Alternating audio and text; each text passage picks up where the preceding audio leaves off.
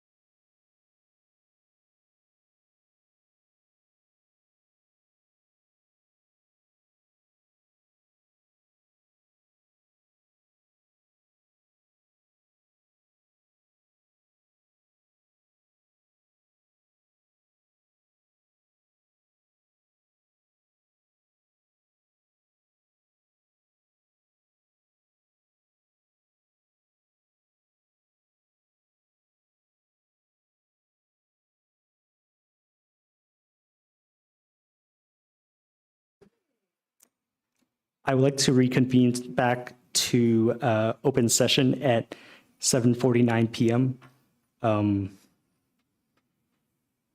Reporting out of closed session, no action was taken. We will resume closed session immediately after the regular governing board meeting. Next is item 8, members present. May I please get a roll call? Manufo Leah Inga Anawai. Here. Marie Brizuela. Andrea Jordan. Here. Shaquille Ali. Here. Clayton Koo. Here. Next is the Pledge of Allegiance. May I please get Mr. Vidalis to lead us in tonight's pledge? Please stand and face the flag. Put your right hand over your heart. Ready, begin. I pledge allegiance to the flag of the United States of America and to the republic for which it stands, one nation, under God, indivisible, with liberty and justice for all. Thank you. Next is item 10, approval of tonight's agenda. I move that we approve the agenda. Second. First and second, all those in favor, please say aye. Aye. That was unanimous. Next is item 11A, board member acknowledgement and commendations. I will start on my left. Trustee Ali. Thank you.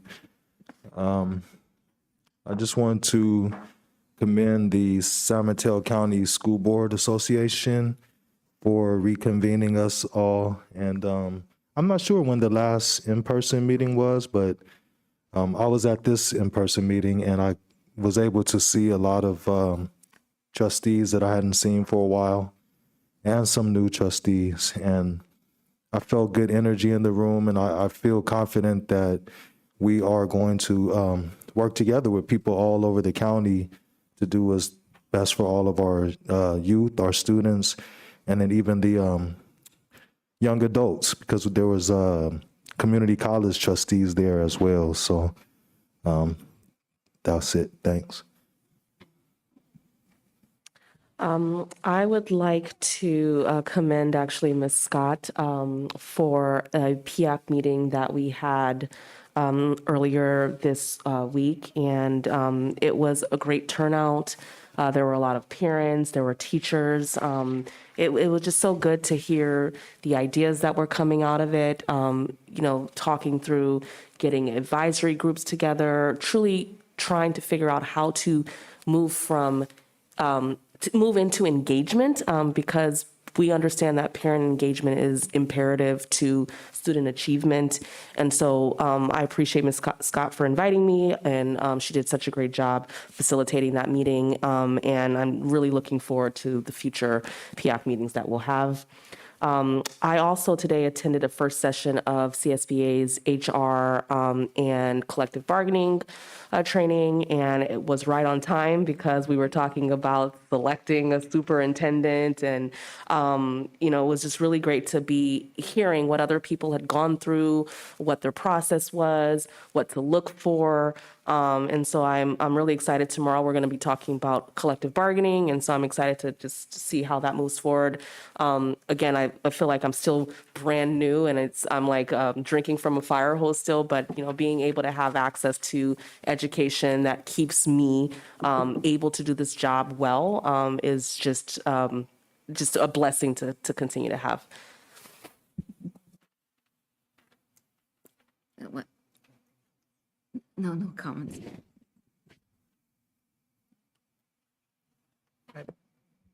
I just have a debt of gratitude meeting people in the community. I had 3 parents that 2 were very frustrated at first, but at the end of the conversation, they had actually shared how incredibly grateful they are to be in our district, in comparing some of the feedback that they got from family members that were in neighboring districts, and I'll leave them unnamed. And so when they were speaking to that, something that really resonated with me was when they said the level of respect and dignity that they had at their school sites, and that landed deeply with me.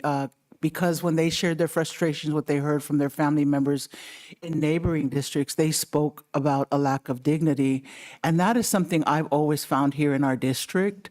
Because you could be overwhelmed with many challenges and issues, but it's how someone makes you feel when you're in front of them and asking for help or just interacting with someone. And that has been a continuous comment that I've heard from many parents in the district. So that was a conversation I got to have with those parents, and I appreciated hearing that. So I wanted to extend my gratitude to our teachers, our educators, and our staff that, many times we don't have the answers, but these parents appreciate the fact that they are being spoken to with dignity and that they're heard, and that we're transparent and just telling them that, we don't have an answer, but they just really want you to give them the time and your attention. So I wanted to share my gratitude. And I was bummed that I missed Monday. I was under the weather, and then I saw the pictures, so I was really jealous because it has been a while. That connectedness is so important for us as decision makers in our districts, and to hear some of that feedback, how things are going in neighboring districts and throughout the county, I think it is important convenings for us to have and continue to have. And that shared camaraderie is important too, so that we are creating collective action, throughout our school districts. So I was bummed that I didn't get to do that. I had a group of students that came to me through 3 statewide Asian American Pacific Islander organizations that were about get out the vote to register folks. And they were all high school and underclassmen in college here in the Bay Area. And together we did 1587 doors throughout the Bay Area, not just here, but throughout the Bay Area, and registering voters, and mostly young voters. So that was pretty exciting to do with these young voters that came in from different areas. And I just want to remind folks, whoever it is you support in every election that's happening, that is a right that so many have fought for. Don't sit on our hands. Make informed decisions, and think about the students that I'm sharing today that are hoping that you will show up at the polls because they were walking and knocking. And I look forward to them taking some seats someday. So thank you. Cool, thanks. Also want to echo the comments about the SMCSBA dinner meeting we had a couple weeks ago. It was great to just kind of get to see familiar faces, but also actually get to meet a lot of new trustees. There were actually a lot of new trustees who are trustee-elects because they didn't actually have a election this year. So there are actually a couple of them who actually came by just to meet people, and look forward to, I won't be there to work with them in the future, but it was nice to see them and sort of potentially possibly help them along the way too. And then echoing the comments about get out the vote, Election Day is less than 2 weeks away. November 8th is Election Day. I saw the recent numbers. Only 9% of our community have voted so far. And it's, I believe, like 40% less than what it was in 2020 at this rate. So just want to remind everybody to get out the vote, because there are a lot of things on the ballot, regardless of local, national, and statewide issues that actually affect us all. So just want to ask a reminder for people to remember to vote. Next is 11B, superintendent comments. Thank you. I just have a quick update. We have been able to successfully sell our general obligation bonds this week. It was a very high interest in our bonds, and we will be able to get Ms. Jordan and the rest of you the list of purchasers that trying to figure out the proper avenue to do that. So.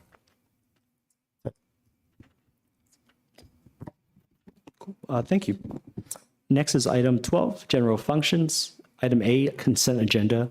Administration recommends approval of the start items on the rest of tonight's agenda. I'll make a motion to approve the consent agenda. I'll second the motion.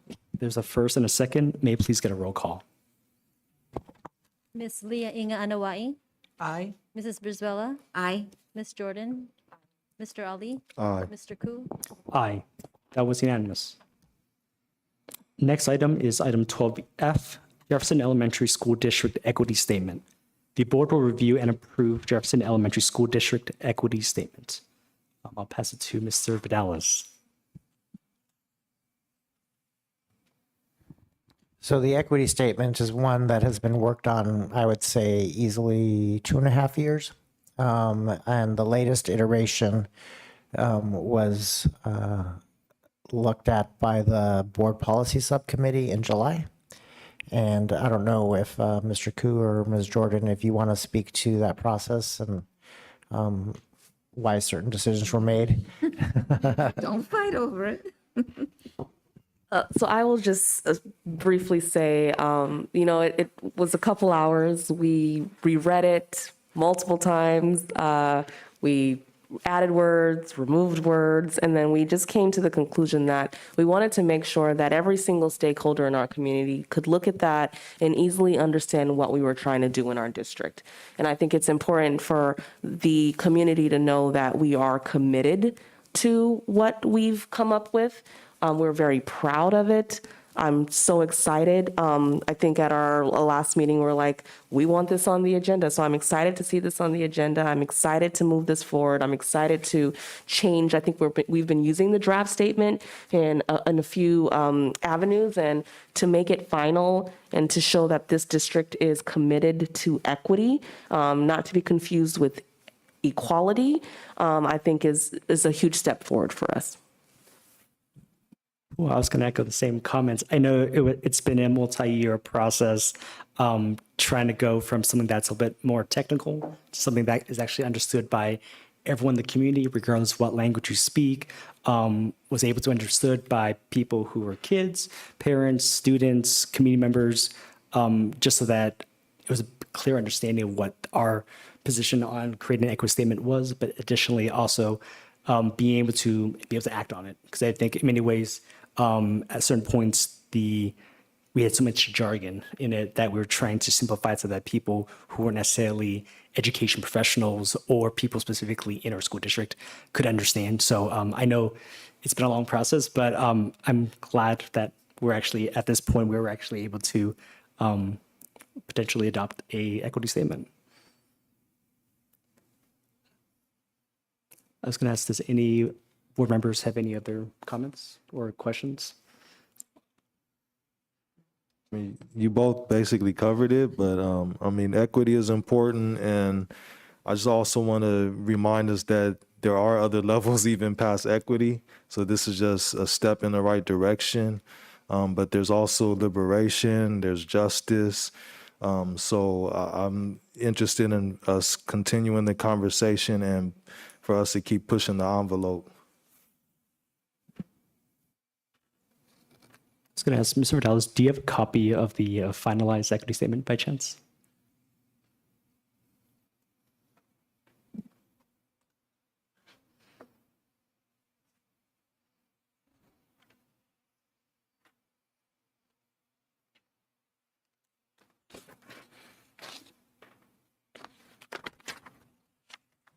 So I was just going to read the equity statement just for people in attendance as well as watching online. The draft that the board policy subcommittee drafted in July 2022, it states, the Jefferson Elementary School District Governing Board believes each student should have access to the resources they need to achieve success. Our equity work includes 1, sustaining and creating policies and practices that support all students. 2, recognizing that success should incorporate the unique needs, talents, and interests of our students. And 3, reflecting regularly to ensure biases do not impact our practices or student success. So those are the equity statement that we simplified to the point of simplified. Any comments or additional comments from board members? No, I think it's wonderful that we've been able to create something that we've talked about for a long time. And I think now the goal is to ensure that it lives off of the paper, that it will, that it's being held, here on this sheet and in words in this district. I think it's everyone's duty to ensure that we're implementing, we're speaking to it, and we're demonstrating leadership around this. Any other comments? If not, I will entertain a motion on this item.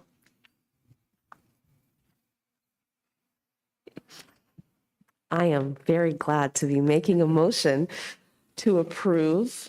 And hold on, let me get my language correct. Let's see.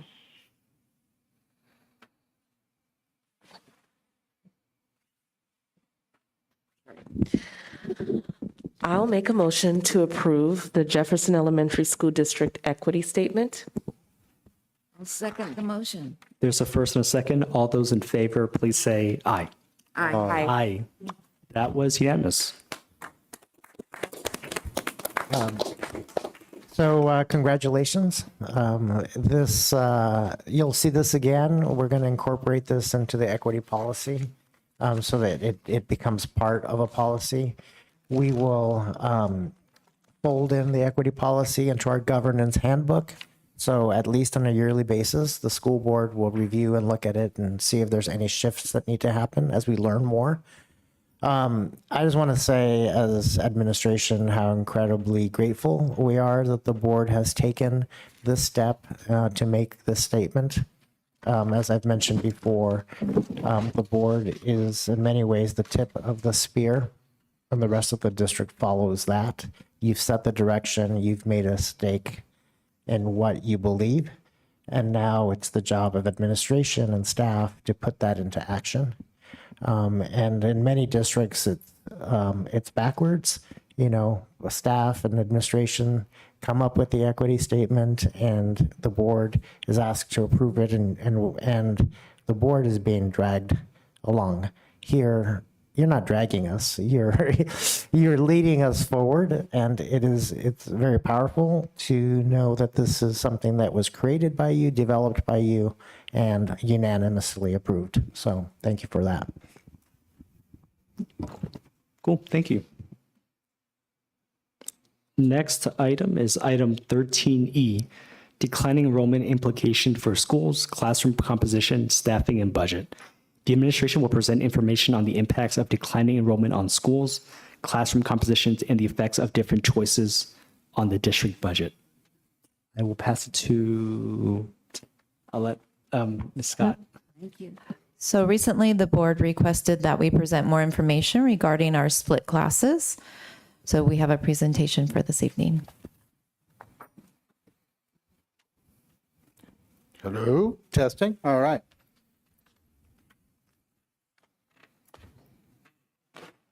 Good evening, everybody. Thank you very much for asking for this information. I'm happy to present presentation just regarding and addressing the split grade classes we have in our school district. Discuss a little bit about how this has been determined to have the split grade classes, what supports we have in place for our teachers and students that are assigned to these classes. Sorry, just the arrow? Oh. I had to put a cat up on there when I was looking for clip art for splits. That's the first thing that came up, so I thought that was perfect, right down the middle. Plus, I'm a cat lover. So currently, JESD has 10 split grade classes across the school district in our TK through 5 fifth grade schools. We have had splits in the past, but it was up from only 1 from last year. But it was down from the year before when we were at 13 split grade classes across the district. It is something, though, that we rarely saw prior to 2019, 2020. It did come on occasion. Just as a matter of interest, in our middle schools, we often do have teachers assigned to multi-grade classes. They may teach 3 periods of science that are 8th grade, then they teach 3 periods of science that are 6th grade or 7th grade, or even another topic. So it's a little different in the middle schools, and I could address that afterwards if you have some questions. Go ahead and split. So we had 10 last year, 1 year before, 13 during our full virtual year, then 1 in 2019, and then 0, which was what we had prior generally. So the contributing factors that really play into how classrooms become split grades is really our declining enrollment. We're down approximately 1,000 students since 2018, 2019. Also, we've had low incoming kindergarten numbers as well as high outgoing 8th grade students. So that's also been impactful. At the different schools, there's a disproportionate number of students at different grade levels. You might find a school that has 48 students, 2 classes, so you have, or 2 teachers, so you have 2 classes of 24. You might find another school that has, or even the same school that at a different grade level, they only have 30 students in that grade, and they still have 2 classes. So we look at other schools that are really low enrollment and have not been getting larger kindergarten numbers to increase. Also, there's, and that's been a matter of equity across the district, because again, you have certain schools that have 30 in each of their upper grades and 24, 22 in their lower grades, but some have just not been that high. And really, and Mr. Lauro can speak to this later, we've had classes even with 15 or 14 students, which is great, but it's just not tenable to continue when we have to, we have a class size we can go up to 24 or 32 in our upper grades. So it has been something that's been going on for some time. Also, there's been some financial considerations, the implications of classes with low enrollment that, again, Mr. Lauro can speak to. But looking at board direction to try to prioritize salary increases. Last year, we were overstaffed by approximately 28 teachers, which is approximately $4 million in ongoing spending. And in order to get money together, that would be an ongoing savings that we could direct towards salary increases. We made a reduction to recalibrate based on our enrollment, and I can get to how we make that decision. It saved approximately the $4 million, and we were able to direct approximately 4% into salary for our negotiations this year. So it was really beneficial that way.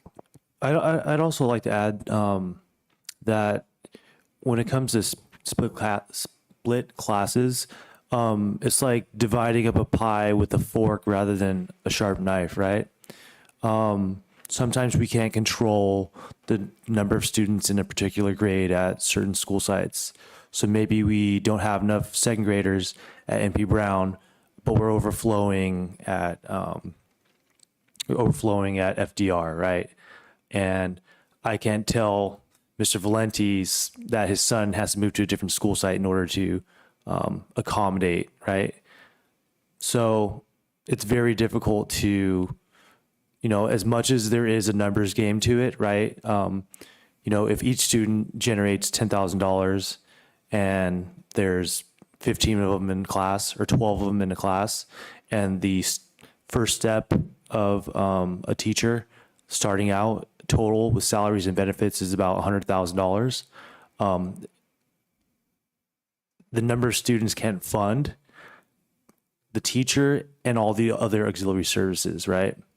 So at that point, it is kind of a numbers game, but it also is, how do we spread out the students to be at a specific school site without having to make them go to another school site in order to make that entire grade complete and have one class of second graders, right? To second what Mr. Valenti said, and also to give some perspective, in 2019, going into 2021, we were projected to lose 7% of our LCFF revenues because of declining enrollment. I think people have a short memory of the last 3 years, for good reasons and bad. But we were in a financial situation where, because of declining enrollment and because we didn't have a 3-year rolling ADA, and we didn't get a 12.84% increase to our base, that, we were going to have to shift our personnel to meet the drop of students in our district, right? So you always have to remember that as well, like in the perspective of it's a numbers thing. It's, children and students at a particular grade level at their home school, which could be like a block away. And it's also, it's very hard to try to shift the students around. So we try to, as best we can, to use what we have, and also, you know, like I said, to remember, you know, and have perspective on, just because we have a lot of money now, like in our budget, to give a raise, right? We were also had considerable declining enrollment, which is the factor. Thank you, Mr. Laurel. And one really big factor in terms of our staffing, after we came out, when we were still in virtual instruction that year, when we came out of that year going into last year, we didn't make any adjustments really. We assumed that a majority of those students were going to be returning in person the following year. But in reality, there was a significant decrease in enrollment. And between those 2 years, it was well over 700 students just between the year we went into virtual and the year we came out. So as you know, we cannot release teachers after March 15th. So we really had to work with that last year. So this year's decrease of almost 30 teachers to calibrate with the real enrollment was something we had put off the year before too. Thank you. Mr. Valenti, Yeah. can you go back? Yeah, please? sure. I think I'm a little bit confused about the overstaffing. So I'm probably not the only one. Okay. Could you just explain it a little bit deeper? Like what do you mean by overstaffing? And Okay. then, yeah, just that. Yeah. Like what? I can get to a slide. Well, I can just speak to it. How's that? Oh, I have a slide coming up that just basically talks about how we determine teacher allocation per school. Is that something that might be helpful? yes, that Yeah. would be helpful. Okay, I'm just going to flip to it if you don't mind. There it is. So thank you. So there's several things we got to consider when we get teachers allocated for schools. One is we have a contract language that says in PK through 3, you can only have 24 students for every teacher. 4 through 6, you can have up to 32. There is some language that allows for, I noted, the allowable deviation, so you can go above and beyond those numbers should you need to, but we really don't want to have classes of 36. Also, in our K3 numbers, teachers may elect to take up to 26 students. So you might have a grade level, let's say there's 2 teachers, there's 52 students in that grade level. They can make 2 classes of 26 students each, and that's as long as there's an agreement. But in several cases, there are teachers that say, no, I don't want to take the 26. So the school site decides to have 2 classes of 24, and then they have a split when they don't have to have one. So that's one consideration. So in terms of allocation, what we basically do is we have the student enrollment numbers, and you divide that number in K3 by 24. So in a school, that might have only 200 students, you divide that up and you get actually the number of teachers that are allocated towards K3. In the upper grades, same process. You have the number of students in all divided by 32. That gives you the number of teachers. So in a school, for example, after you do that math, you might have 7.1 teachers that are allocated to that school between TK3 and 4.6 or 4.5. The district always rounds up that number. So in this case, where a school only had 7.1 was the number that came out, they were assigned 8 teachers. So we never go lower. Even if it's 7.01, we always bump it up. And there's still schools that have, at the beginning of the school year, their numbers were a little higher on paper.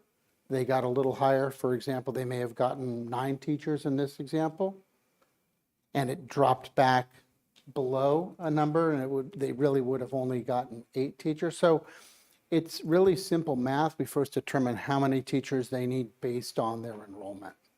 Does that help a little bit? I'm sorry if... That definitely helps. I might have some questions at the end. Yeah, sure, no problem, not a problem. But again, the idea is we always bump up, and you also have situations where, again, you might have 2 full classes in one grade level of, say, 2 classes, 48 students. So you have 2 classes at 24. Or even in the upper grades, you have 2 classes, there's 64 students, you have 2 classes of 32. But then in between, maybe first grade you have 48, second grade you have 30 students, third grade you have 32 students. So that's where it gets messy, is when you have full, then low numbers for a couple of years, or in some cases, we have 1 kindergarten class, which then makes 1 first grade class, and sort of rolls up back in the day when we had higher enrollment, we were up in the 6,000s, 6,500s. Many of our schools, if not most, had 3 classes per grade level, and in some cases 4. As those declined, you have kids that there's 48 students, for example, in third grade. When that goes into fourth grade, to have 2 classes of 24 when you're allowed to have up to 32 per the contract, you just have to decide, is that the right pathway? Now, I just tell schools, here's the number of teachers based on the contract that we have. I work with Mr. Hagan here. He and I share the document, so they're very familiar. I tend to try to figure out, hey, try this kind of setup, but I've been encouraged to let principals make their decisions, work with their leadership teams.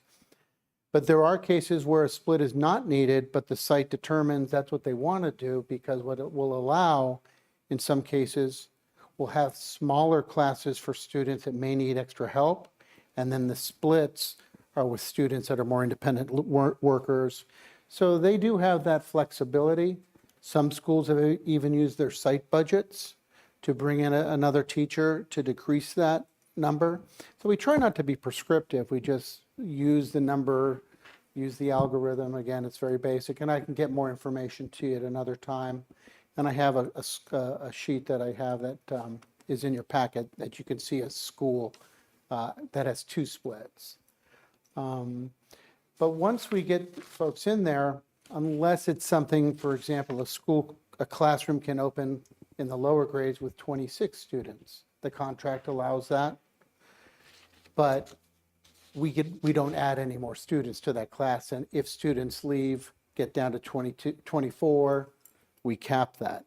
But it's all in a conversation we have with the teachers based on the language we have in the contract.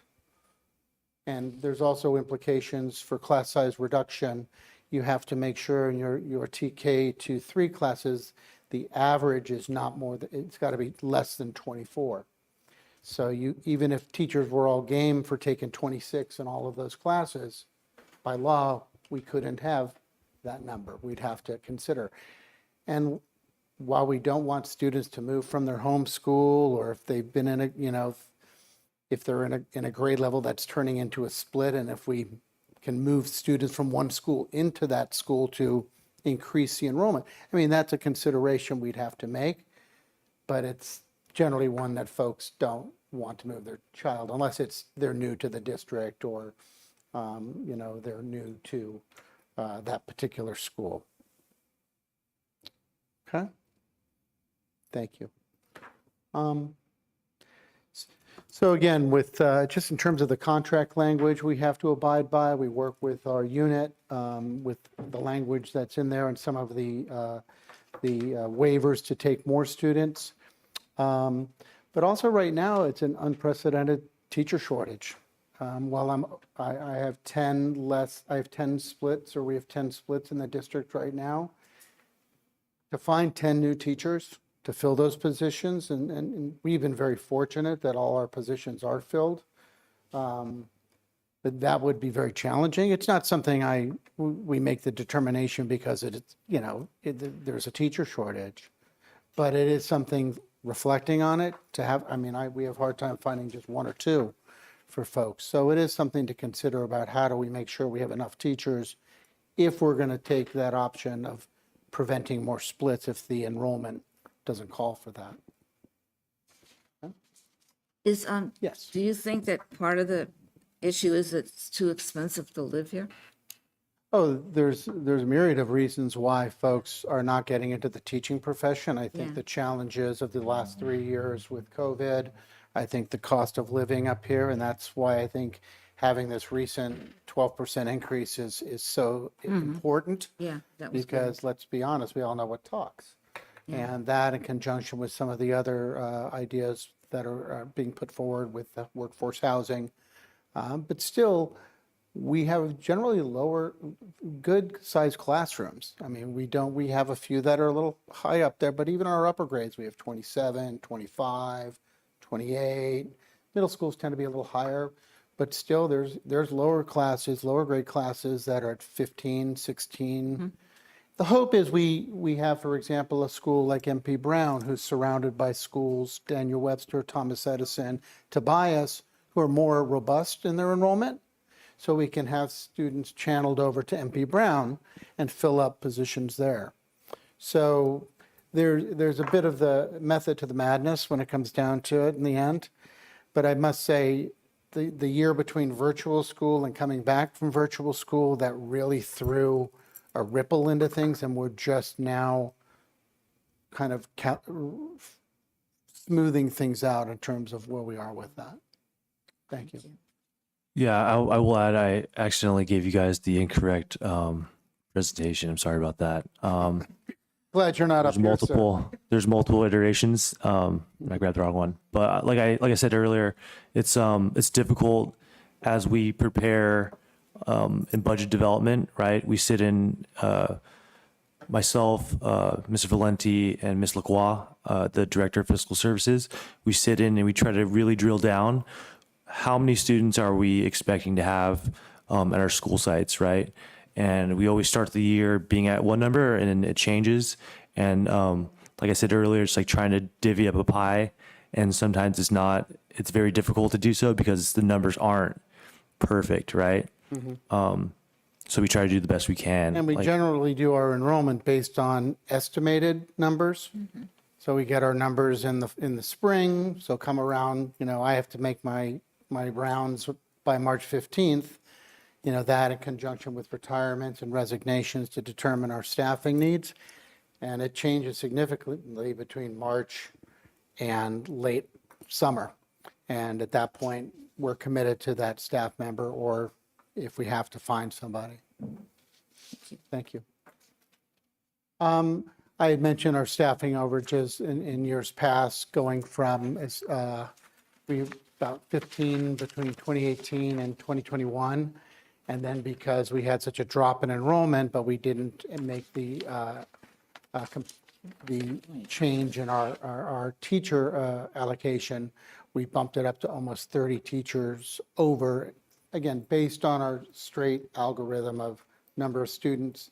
Middle school, it's a little different. There's a bit of a different way to make that determination. Plus, we have district-funded positions in special ed, band, that are not really brought in. This is generally for our general ed teaching staff. It's a little different for special ed. Did you have another question, sir?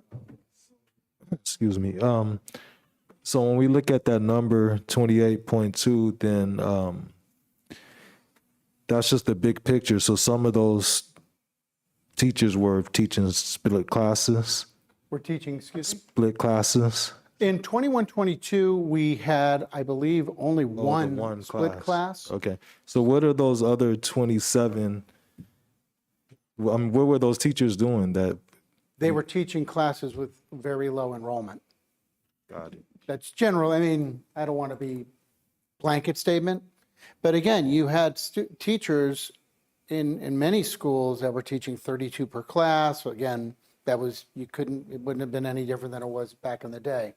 But certain schools, particularly schools on our periphery or certain pockets where the enrollment was so low, and then we just had such small classes. And then we make considerations, of course, if there's mainstreaming needed at certain schools like John F. Kennedy, FDR, that have larger SDC students that need to go into their grade level appropriate classes for mainstreaming.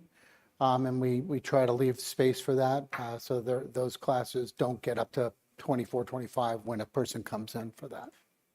Yeah, and I'd also like to add, when we do get really low numbers in class sizes, right?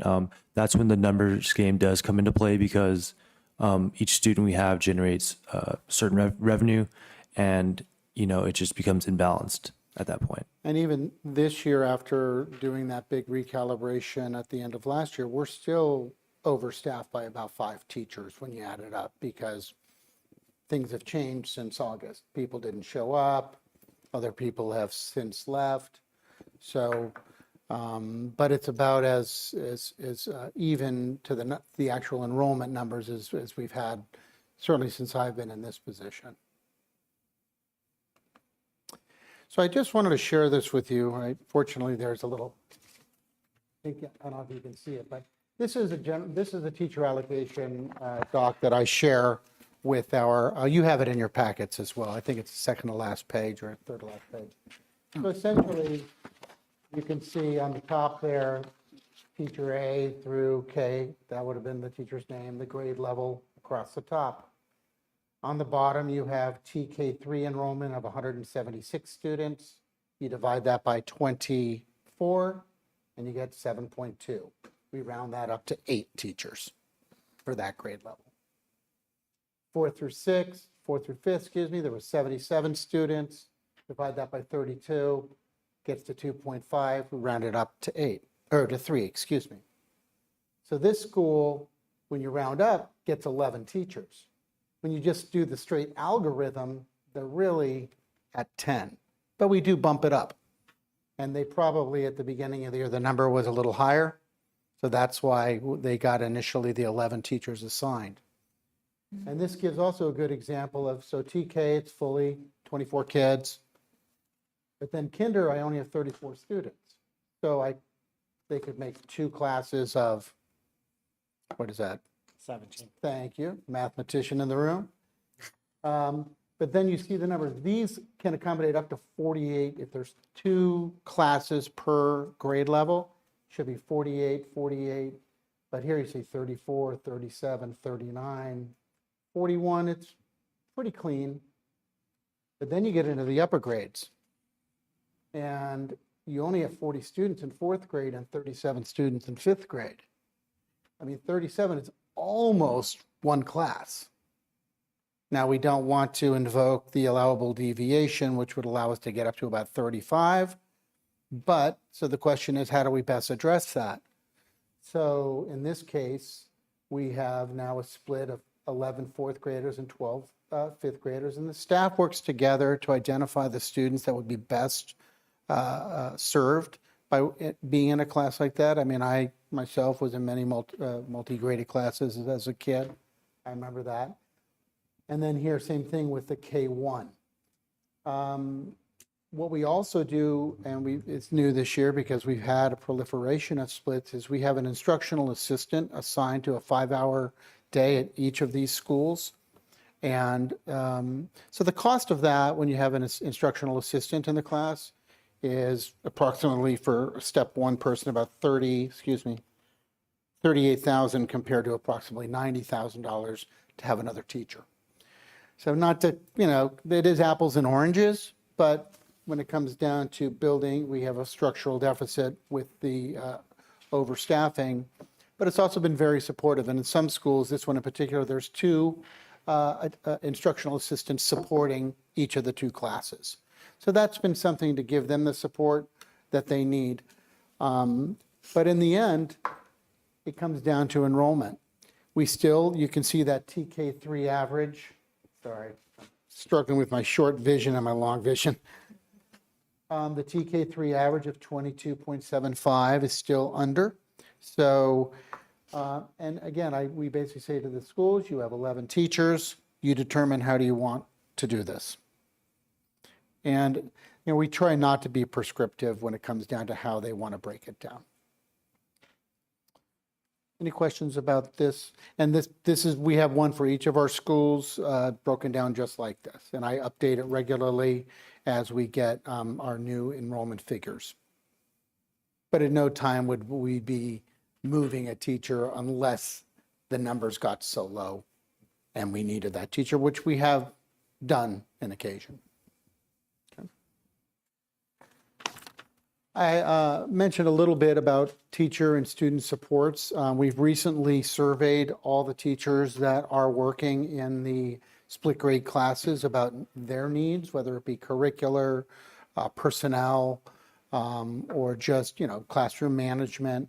Ms. Pace put together a curriculum resource for split grades on the Teaching and Learning website and forwarded it out to the staff that are teaching those classes. And those basically give them more access to the supports that are built into our adopted curriculum. We've asked them if they want to do some more collaboration, like work and plan with other split grade teachers, maybe working with the collaborative leads that have been rolling out. Also the support of any technology and classroom management. But we were pleasantly, I don't know, surprised is the wrong word. We're happy to see that the folks that are currently working in the split grade classes feel supported, feel like they have what they need, and there's an open channel between certainly us here, their admins, and the teaching and learning department.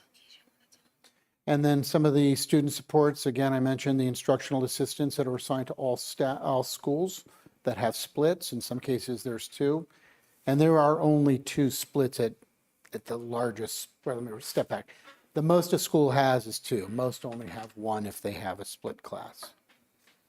Also working with teaching and learning to identify strategies to assess the needs of the students when you have both curriculums to manage, and any support to adjust the focus of the instruction to differentiate for those students that are in those classes. But the idea, of course, is to have students that have more ability to work independently while the instructor is working with one different group or do more centers-based instruction.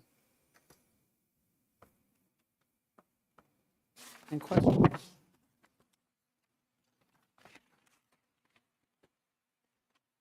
I have some questions, but first I want to say that this was very informative and it helps me a lot.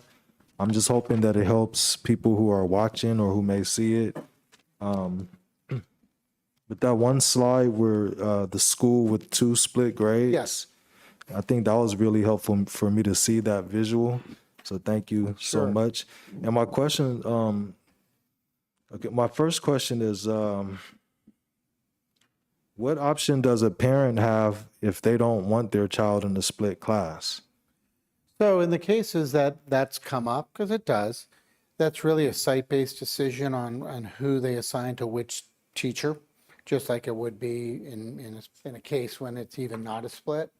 So if somebody had, let's just say, skipped the principal and came straight to the district office, we would turn them back, get the principal on the horn, let them know, hey, spoke with Mr. Ali, he'd rather have his student in Class A instead of Class B. It would also have to be taken into consideration the number of students enrolled in the other class. So you might have a split of 11 and 11 kids, and the other class that's the single grade that has 24 students already. So contractually, a teacher wouldn't be obliged to accept the 25th student. Now, teachers and site teams, they work together to do what's right for the families, but it would have to start at the site. Okay. And certainly, just to quickly pivot on that, there are other schools, although we never want to persuade anybody to leave their school, and that's just, but we have spaces at certain schools and certain grade levels, and then at some schools, there's no room. Excuse me. Thank you, Paul. There's no room at the other class, and that's also the issue when you only have 2 classes at any individual grade level, or in some cases, only 1.5. Okay, so that helps. My follow-up to that is, I think you kind of already answer what my follow-up was going to be, but so there's not a big barrier placed on a parent who just feels like, I don't want that split class and they want their child to go to another school. I know there's a process that they have to fill out a form or something and get permission, Sure, I can correct? speak to that. Okay, so it wouldn't be a big barrier? No, if somebody said they didn't want, for example, or if there wasn't room in the class at that school, which of course that would not be, we'd prefer them to stay at our school. and they wanted to go from school A to school B, they can fill out an inter-district transfer. Working with Tanya Santa Cruz here, we take a look, we have the master of who's got space. If it's a John F. Kennedy kid wants to go to Susan B., that's not a problem. Okay. And then I had a question too, and I'm asking a lot of questions because this has come up to me from parents, and I know I've said to them, well, there's declining enrollment and teacher shortage, but it doesn't, Sure. so a question that I had was the use of the other schools, and you mentioned earlier that, for instance, MP Brown has a lot of schools around there, so you could possibly move students to other schools. But I had a question about moving teachers to address it, and I know it could be a problem because maybe the grades are different, where there might be an overstaffing and then under, but does that ever happen where teachers are able to? Okay. Yeah, so it's happened more so in the last couple of years just because of how everything's been sort of the disequilibrium. So this year we had a school, for example, there was 2 teachers assigned to a first grade class. There was only 26 students enrolled in first grade. Then we had another school that had 29 students. So that's sort of beyond that I can take 26 students. So we ended up moving that second teacher from school A to bring him over to school B. And then what's good is it was at a particular school that we were trying to redirect students to enroll in because all the neighboring schools. Last year, I did it probably 2 or 3 times, moved folks because they didn't have the enrollment to justify having that many teachers. In some cases, schools are trying, like I mentioned, to pay for their own out of their site budget, but we have to determine based on district need where a person is assigned. We work with the unit, and it's clear, the language is in the contract regarding involuntary transfers, and one of the main reasons is because of enrollment. Got it. Yeah. I'm almost done. No, you take your time. So the last question is just, have the principals been giving you any feedback about the effects or the effectiveness of split classes? So I think the effects, like in terms of any negative implications, when we reached out to the teachers, like I mentioned, we were pleasantly surprised in terms of I think we gave a scale of 0 to 5 on their needs, 0 being nothing, 5 being a lot of support. Most, if not all, had 0. They're all good. I think part of that came because they knew this was coming. The sites worked together to identify which students they wanted to have. Again, there was one school that could have easily had 2 5th grades, 2 4th grades, but they chose to do a 4-5 and 2 smaller 5th grades because the students in that 5th grade class had a higher level of need than the 4th grade. So that was a teacher-led decision. Okay. As far as the positive impacts, we've always, part of it is, it's a bit of a, centers and making sure you are able to give the attention and differentiate to those students. Yeah. So part of that comes with that, both the skill and the art of being a teacher. And you still have students at multiple levels, even if they're all 5th graders. So a lot of that can transfer.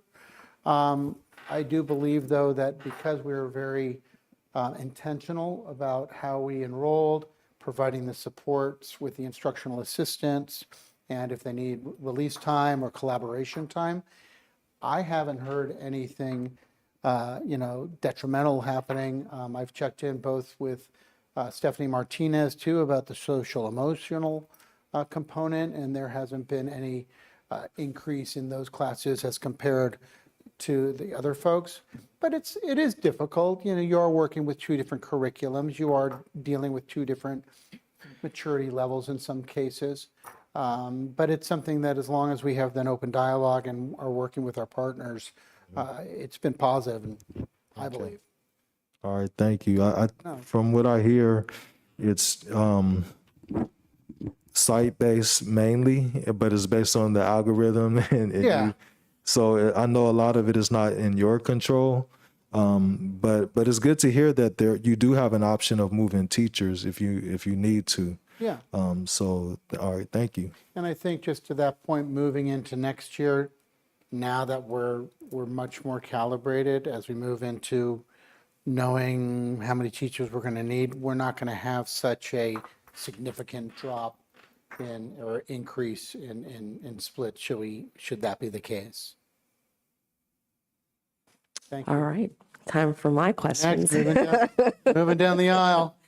So I know you mentioned earlier about not wanting to move students because, parents, you didn't want to uproot them from their regular areas, right? However, I know Ms. Brizuela brought up in a previous meeting, if enrollment continues to decline, I think, or at least I guess the question is, regardless, if we have to close a school, those students will have to move anyway. Is that accurate?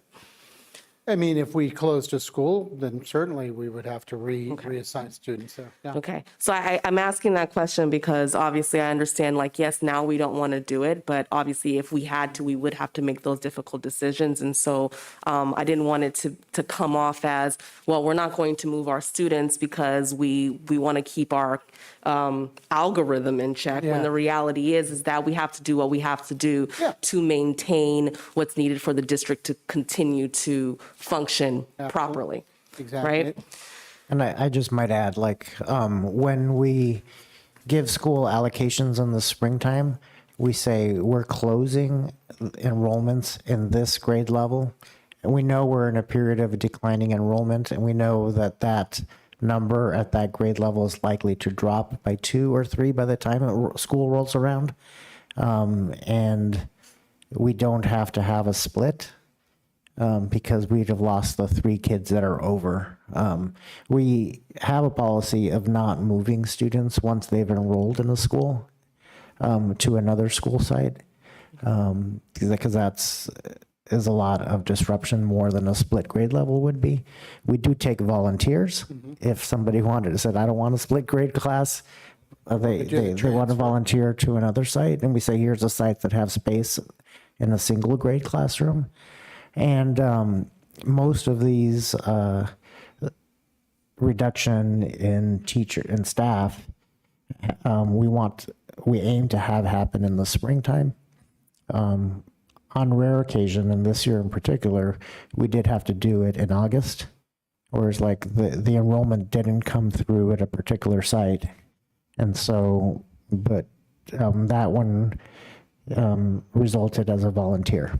A teacher who had been at a school site and said, I'll volunteer to move to another school site.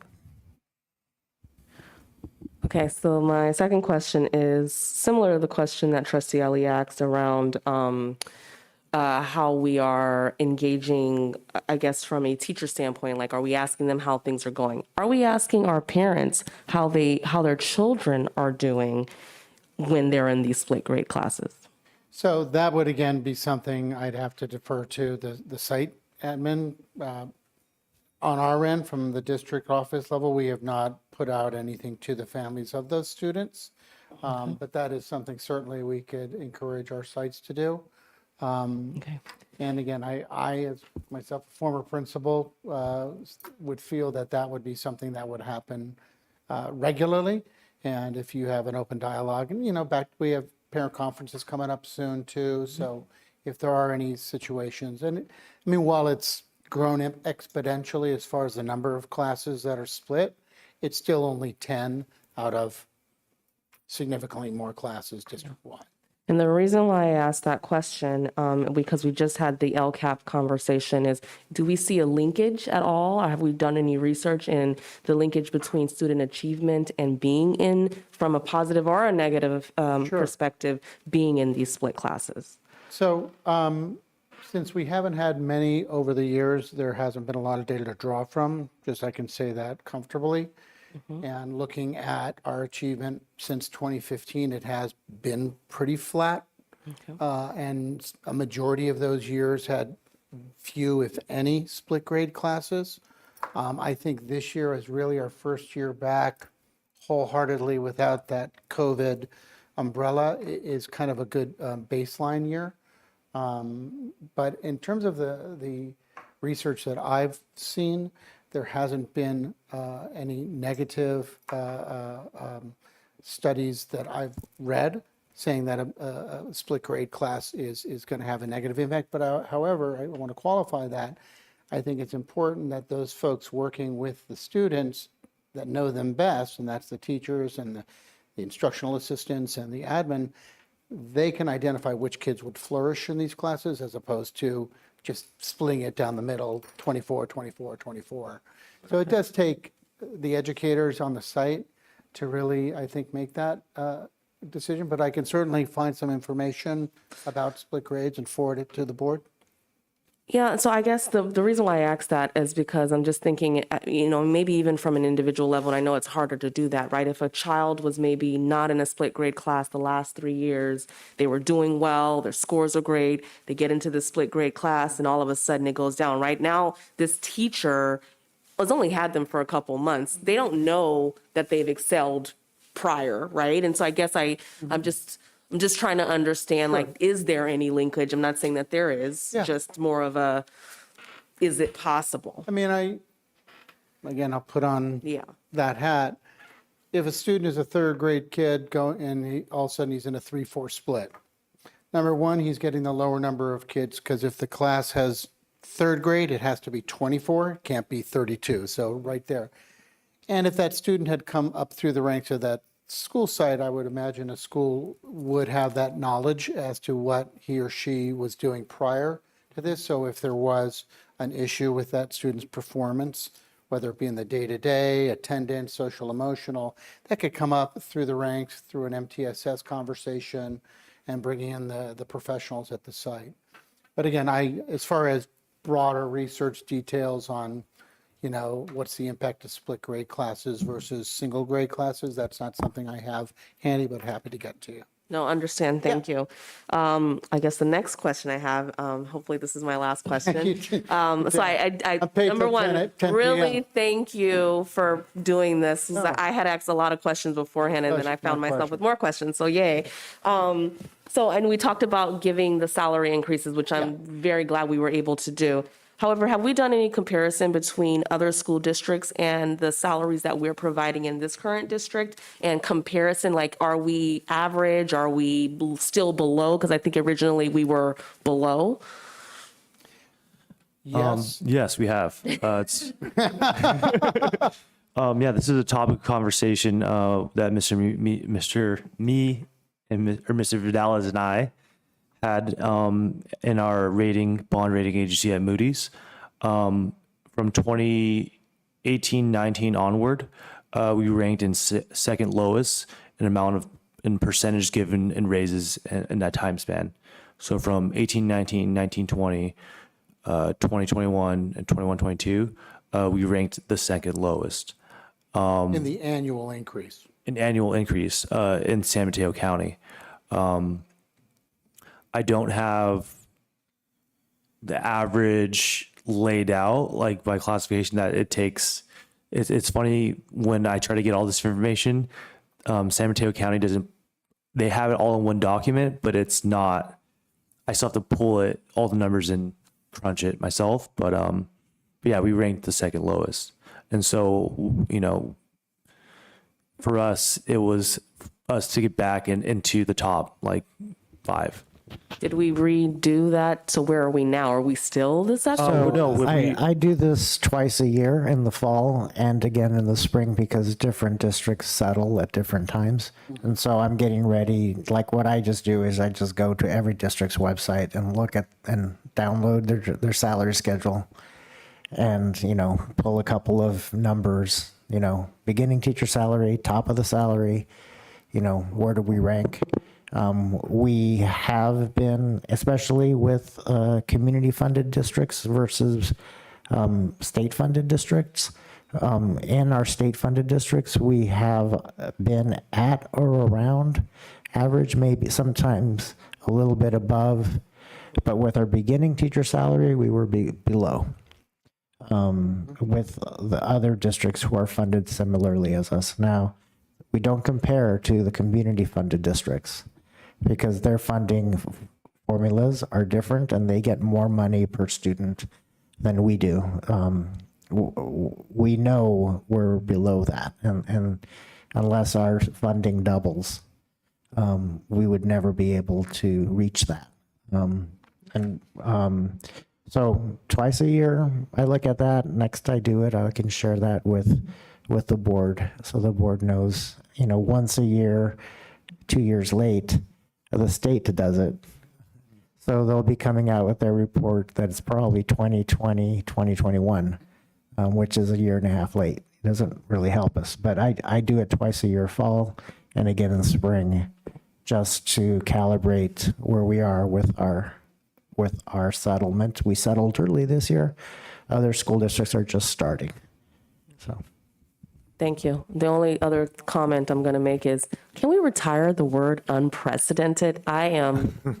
It's been overused. Retired.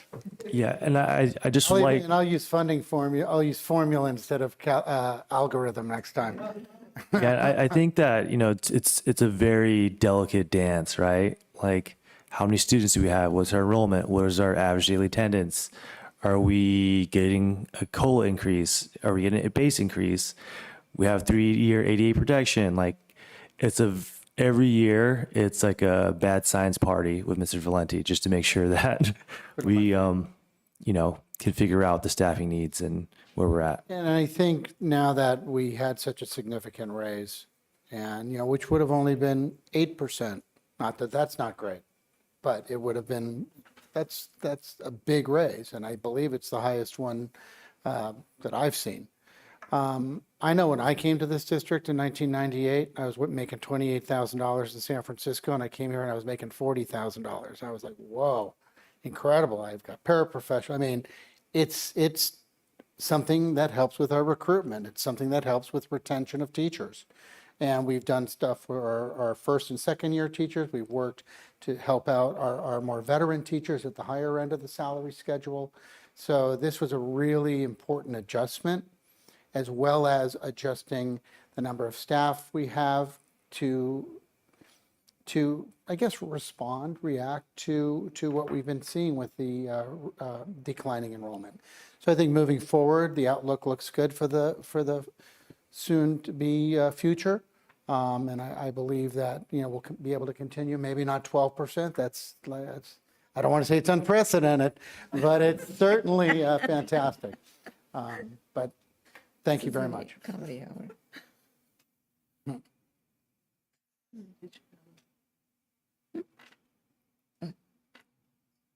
Any other comments from board members, questions?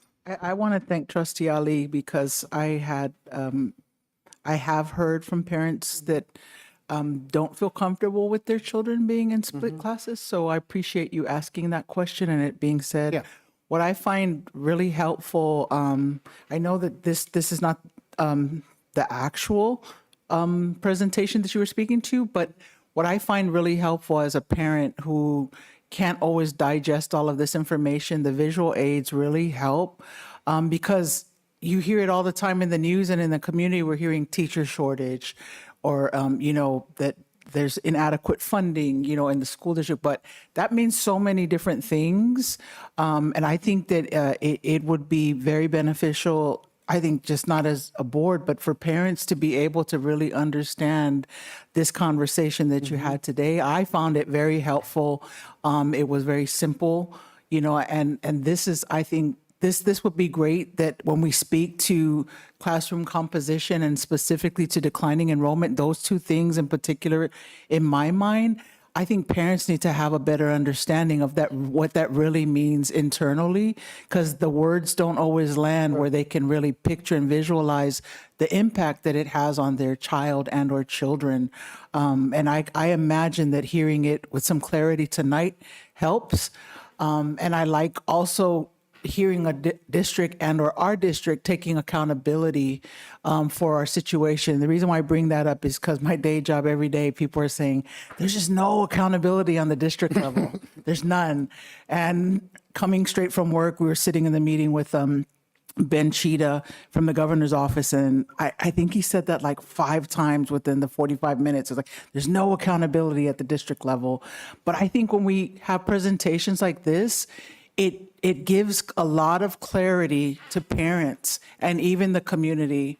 So if we do this more frequent, where we can really make it digestible and simple, especially when we're talking about the money piece, the funding piece, where people just don't understand why things are happening, it really is helpful. Absolutely. You know, for our community at large. So I appreciate the So details. I think Ms. Liangano, you need to let Benchita know that the district's accountable at the local level and that the local board holds, the district accountable. There's nothing more than liberal Democrats want to do than make school districts write more plans. And we saw that in the 2020 through 22 years where there was a plan every month, and they think that's accountability. And that's not, that's just a lot of busy work. And you don't even get a chance to think about the questions because you have to write another one for next month. So, you need to let them know that there is accountability, the community holds us accountable, school board holds the staff and administration accountable. And we don't need more state accountability. And I do think too, sorry to get in between there, it's also helpful for the staffs, whether it be admin, teachers. I mean, there's a lot that gets thought through before these conversations happen and before these decisions happen. And again, fortunate enough to have the relationship we have with our unit members. But going in and telling somebody, hey, I need to move you from school A to school B is not an easy conversation. And they have to understand too while we're making that. And, sometimes you take a little heat for that. And I've got, some scars on my back as I'm walking out the door from it. But that is accountability. And I think that's something we have to do. I just get dizzy because I just wish they would use districts that are doing things well instead of, and so because I'm staff, I couldn't speak up. It was a parent-driven meeting, but I appreciate us being able to dive in deep and then having parents feel that there's investment in them and understanding. So thank you. Absolutely. Thank you.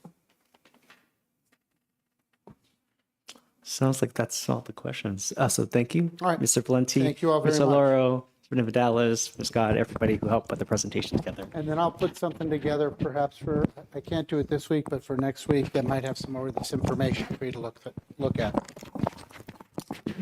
Cool. Thank you again so much. Next item on the agenda is item 17, Board Policy Administrative Regulations. Item 17A, Board Policies Administrative Regulations, June 2022 CSBA Board Policy Updates, second reading. The board will review and revise Board Policies Administrative Regulations from June 2022 CSBA Board Policy Updates as stated in a second reading. Are there any questions or comments? If not, I will entertain a motion on the second reading. I actually have a comment. I don't have the backup in front of me, but I think it was page 9 where there was a bullet point for high school and I don't think it was omitted, but I don't know. But there's a, I think it might be at the front. I Am will wrong? defer to the superintendent on Yeah. that item. It is on page 9. It says high school graduation.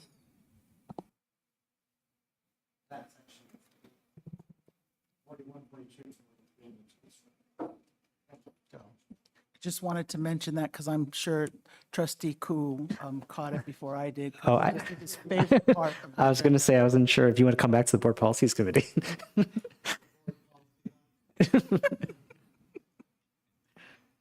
Cool. Any other additions or adjustments? No? Cool. I'll make a motion if there's no other discussion.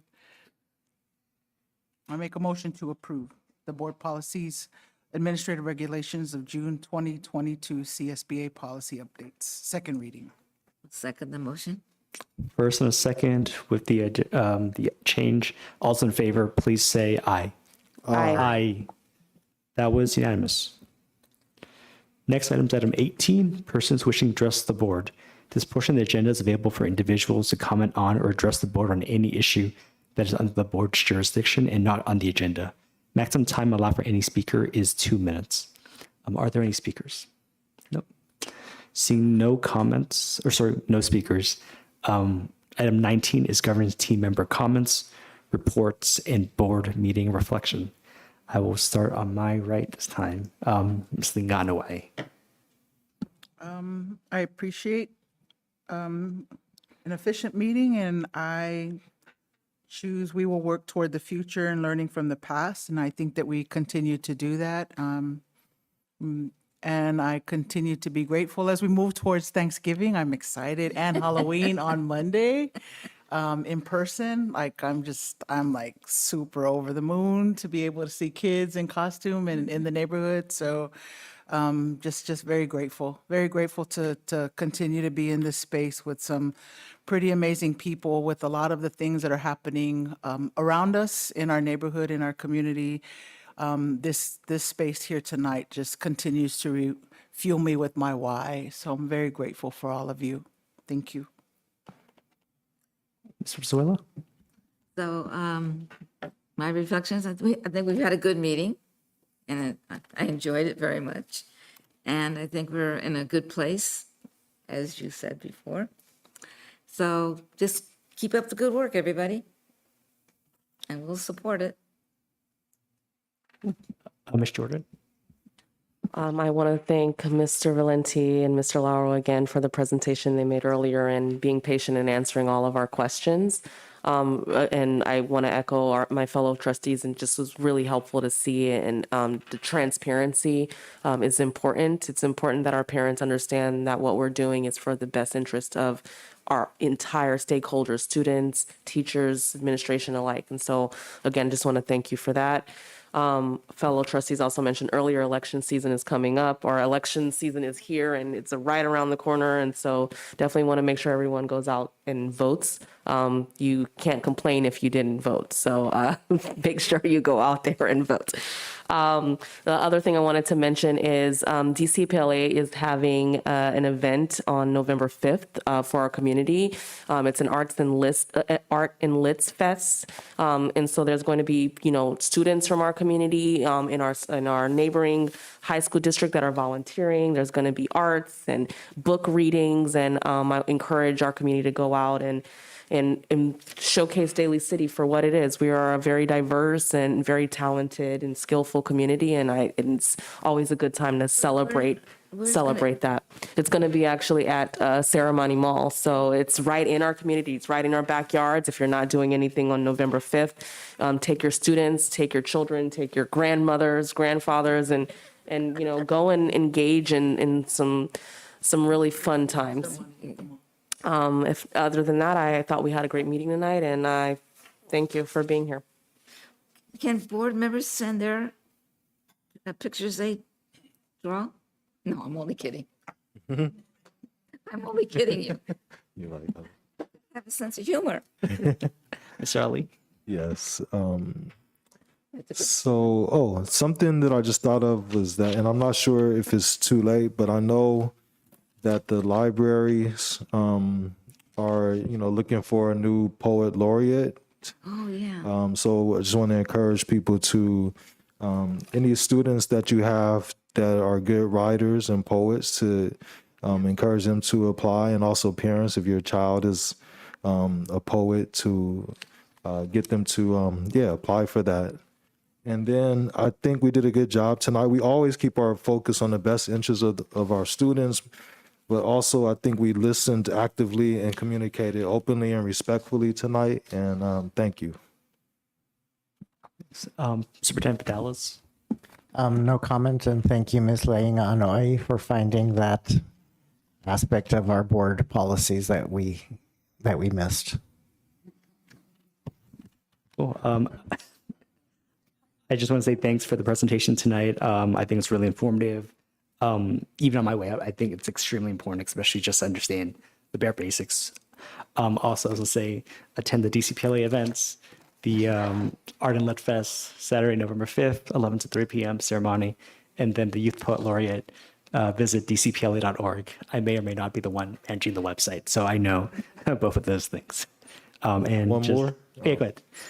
Bayshore Block Party, October 29th, 11 to 3, I believe. So that's this Saturday. Come out. Yeah. And for me, other than that, happy Halloween. See everybody in 2 weeks.